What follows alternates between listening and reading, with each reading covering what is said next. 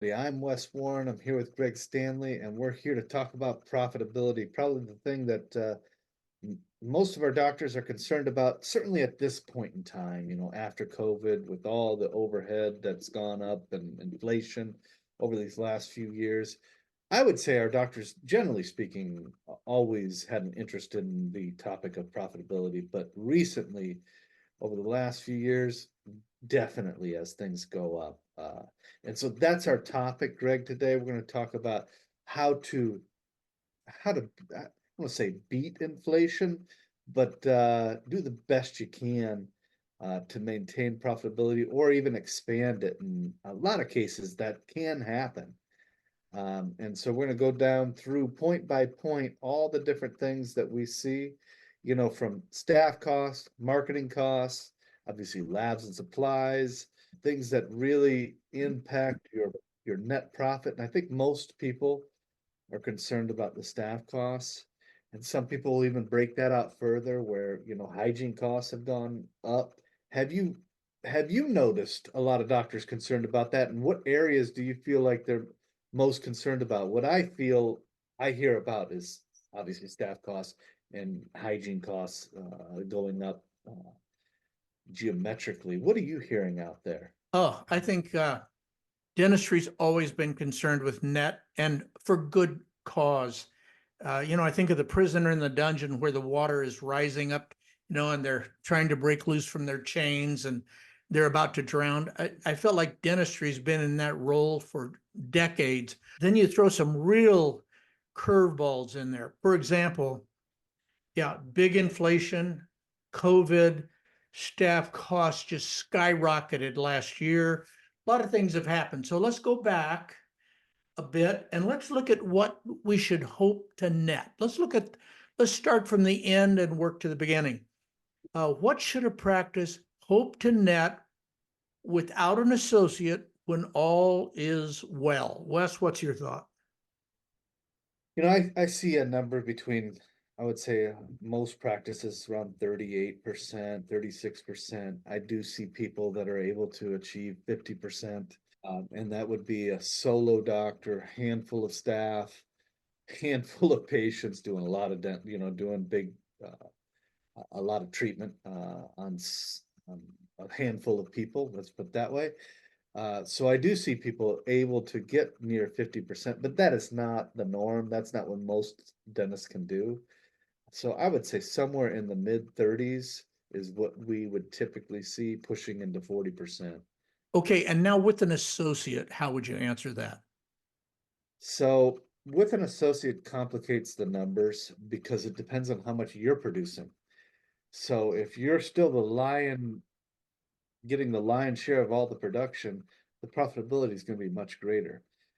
So what I like to do is have people pay themselves, or certainly on the P&L, just figure out how much they produced and go, okay, if I had to pay myself as an associate 27% or whatever the number is, and if I had to pay that, how would that affect the P&L at the bottom?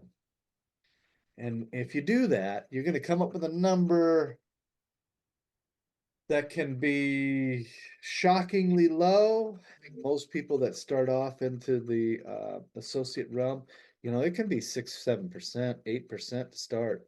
And you kind of clawing your way, fighting costs and efficiencies with ordering and all that kind of stuff to get to 10, 12. And then as you kind of get your associates up and producing, certainly 15 to 20%.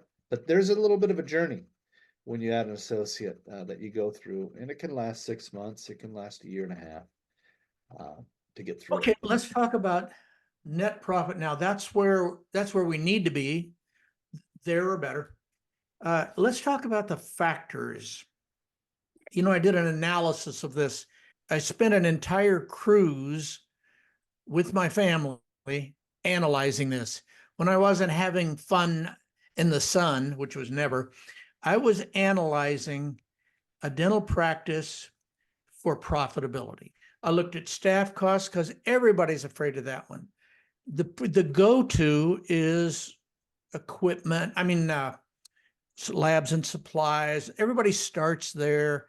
and they grind over these little tiny percentages. What I concluded from my time studying this is that nothing is as big as case acceptance. You have a lot of people filling your chair that buy nothing. You had all that overhead matched against zero production. It doesn't get worse than that. So, case average. So, when we talk about what you need to be netting, well, you probably need to have a case average that is acceptable, around several $1,000s in many cases. Okay. A doctor in California completely changed my outlook on all of this. He was able to master, and I mean in every way, the entire same day service issue. He could get people out of hygiene into the dental chair for needed dentistry on a same day basis at such a level. In other words, he had so much hygiene going. He had 4 doctors, tons of hygiene, and they managed to do on 95 new patients a month, 550,000 a month in dentistry, almost all unscheduled. In other words, same day. And so it changed his profitability dynamics in such a way that he was unbeatable. So everybody's counting pennies over here. Wes, I saw a YouTube about a guy who saved pennies all his life. He had these giant water jugs, like 5-gallon jugs. He had 50 of them or 70 of them full of pennies, clear to the top. He could barely lift them. And he thought he'd be able to buy a house and a car and retire. It was $5,300. Uh, saving pennies doesn't really, we talk a lot about sparrow meat. In other words, there's just not enough to go around. So when you want to really take a bite out of profitability and really be strong with it, you're going to have to get into case acceptance and master it. If you got associates, they're going to have to do the same thing. You can't not spend enough money to fight your way to profitability when nobody's buying dentistry. Over the years, Greg, I've seen a lot of P&Ls, the real deal. You know what I mean? Not what your buddy tells you at the conference, or you meet a dentist and he says, "Oh, I'm netting 60%."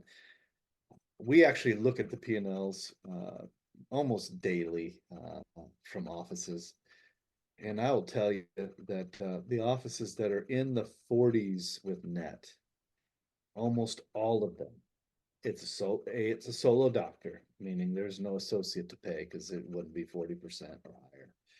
And it almost always is they've got a large case element to the practice. They're not a boutique. Well, certainly boutiques are going to be pushing that 50%. But the anytime we look at it in this large net in the practice, that's almost always what we see. Some kind of large case element, which it tells you it right there. So you want to drive profitability, get better case acceptance. And most people think they're trying, they go, well, I'm kind of doing, we're doing pretty good, There's always room for improvement, and the room for improvement can be staggering. You had that story that you talked about, and I had one just recently happen to me, where you had an office, I think in Utah, where they were just drowning. They had all this patient flow, like 200 new patients a month, 150 new patients a month, and they're producing like 220 and losing 50 grand a month. So negative, not fake negative, like write a check negative. And they called you and they said, "What do we do?" And you basically said, "Look, the TCs, they can't be here if they can't match." And you pointed to whoever was at the top of the TC treatment coordinator acceptance rate. If they can't be at that rate by next month, they're gone. And my goodness, it just took off. Just like that, the practice doubled only because of that. Essentially, I mean, I think you've put in some bonuses and things like that. Actually, you took bonus away. Actually, is what you did. Anyway, so had a dramatic effect, obviously, on the net of the practice, going from nothing to actually netting a reasonable amount, just like that. There's a lot more room in case acceptance than a lot of doctors realize. You know, Wes, I talked about the pennies that you can save, which are worth saving, uh, with the little what you pay for cotton balls and all those things. Okay. Yeah, yeah. Now, here's one that's somewhere in between. What you save by being in network versus out of network. In network, you might not have to market because you got all these insurance patients. Out of network, you might have 3, 5, 7% of your gross going to marketing. And a lot of people glance off the windshield because you're not network. I'd like to comment on that because I've actually, Greg, seen a lot of people move in and out of network over the last couple years and really just seen the before and afters of what happens. And interesting is it's not as big a win as people realize. So when I have somebody who's completely out or completely in network with all the major PPOs, right? And then they go, hey, I'm done. I'm done with these discounts. I'm writing off 20, 30, 40% of what we're producing, on and on and on. I want to work smarter, not harder. You hear all these different things. And I'm okay with that. My job is to figure out how to get it done and to get you out of plans and all that kind of stuff. But the way it plays out on net, what you actually take home, doesn't seem to pan out as I guess people had hoped. So most of the time, what I see happens is case acceptance gets geometrically tougher. As you're out of network, people question, and especially if you're sitting down normally talking about a certain size case, the case acceptance drops, not dramatically, but enough that all of a sudden you're not getting a lot of yeses. And then also you're going to have to do a lot more marketing, so new patient flow dries up. And when we look at the before and after, I say almost always is it level, meaning I never really see anybody go down getting out of network if it's done smart. So don't go home and do this by yourself because you can actually shoot yourself in the foot and it can go down. So I warn you there. But if you're under our coaching and listen to us a little bit, we can walk you through it smartly. I almost never see somebody getting hurt on the net side. And I would say maybe only 20% of the time does it actually come out where they actually come out actually doing quite a lot better. So it doesn't work out quite as good as people think. Okay, we talked about that. We talked about unscheduled work being equal to about whatever you're producing now if you're not doing that, which is huge. That's a huge add-on without spending on marketing. Now let's talk about staff because most people have been really sucker punched on this one. When I say sucker punched, I mean just that. They went from paying $16 an hour to $32 an hour for untrained people. At 16, they were trained. At 32, they're not. And so that's really devastated people. And so a couple of things. This is a case where you really need to tap into your same day unscheduled work so that you can have the money to pay those people. Number two, unless you have them on an incentive that will drive them to make sure the unscheduled work gets done today while the person is here, you're probably not going to do well. And you know what? These have gotten to the point where there was a time when you could listen to this and say, oh, yeah, I'll do some of that. Or no, I don't think I'm into that. Now, these are things that determine really whether you get to stay in practice very long and how you're going to end up in practice. So those are a couple of things. And profitability is still there. I would say a 35 to 40% still very doable for the person that can master unscheduled work, big cases, better cases, any number of things. And these are things that Wes and I talk about every week all the things that go to this, but we're kind of summing them up here. And want you to know, don't give up. Profitability is still there. Another thing too is when somebody tells me, oh, I don't do endo, I send it to a friend of mine. Guy sends me a gift basket almost every year. Well, the endo is the difference in a lot of practices between the profitability and the not, if I could use that word. Yeah, you got to hang on to as much as you can. And I think that the the the staff costs driving up, I mean it's going up some depending on the where you're at, hygiene, we've seen it almost double in some areas. And so you either pay it or you go out of business essentially.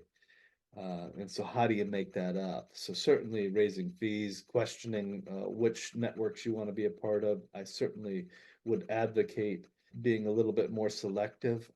Like I said before, I don't getting out completely of network. I have not seen that generally pan out. But being more selective, yes, definitely.